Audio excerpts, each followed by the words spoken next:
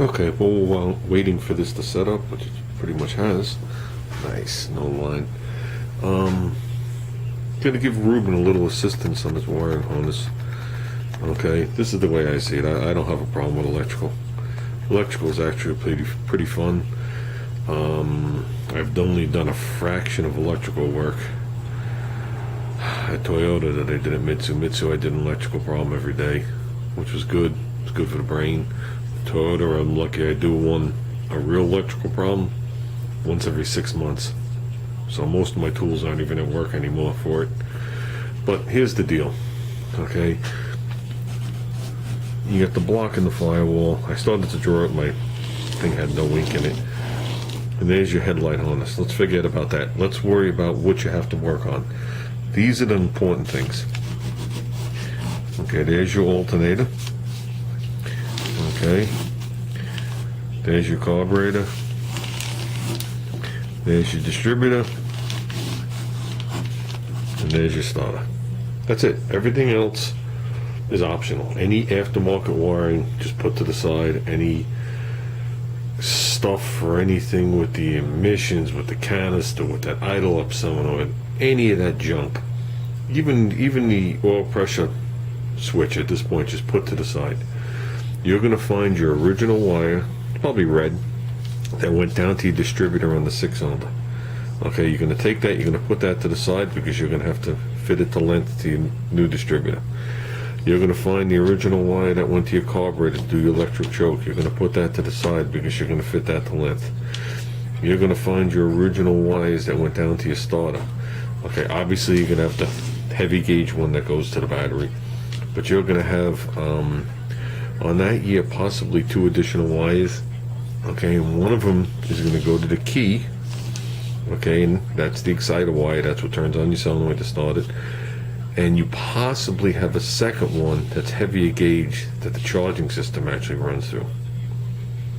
Okay, so they run the charging system out of the alternator, and then it comes back to the starter and goes to the battery and goes throughout the car or whatever it is. Okay, then you have your original alternator wires, which on your car is going to be the heavy gauge wire, and then connected with the 2 pins.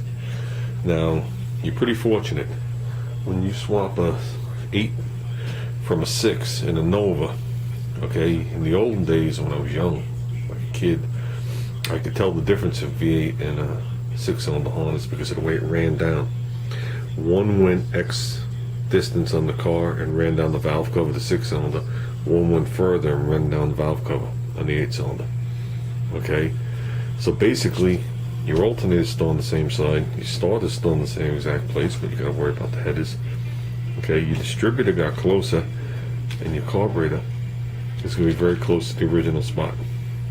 Those are the wires you need to make the car run.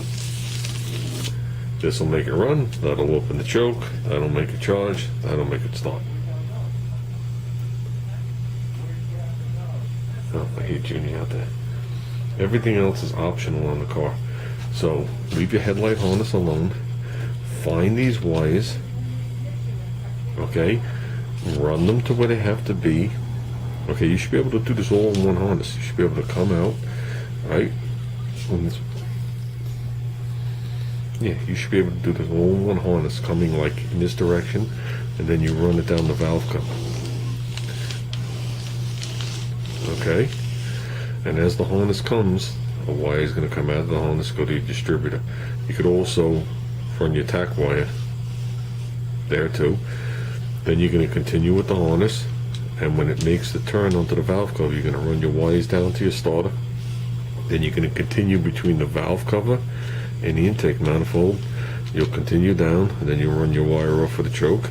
Then you'll continue down with your remaining wires from there. And I'm going to show you the difference between an old harness and a new harness.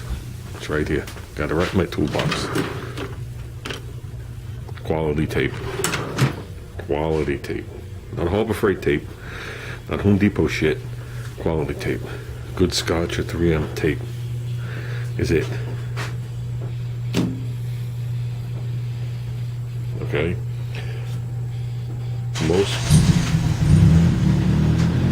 Where's my Corolla going? I think somebody just stole the Corolla. Awesome. It's on classic car insurance now. This is what you use to tape it. 50% overlap on the diagonal.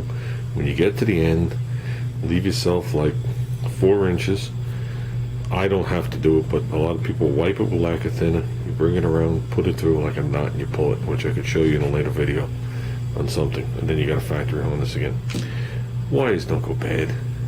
Okay, yeah, they could go bad. There could be problems with the pins. There could be problems with whatever. You don't need a new wiring harness. You don't need to spend all the money. The reason there's all different harnesses is whether your car has AC, whether it's a V8, 6-cylinder, the evaporative stuff. There's all little things that make it different harnesses. Okay, in a modern day car, most of the harnesses are the same. They just don't use the connector anymore. It's cheaper for them.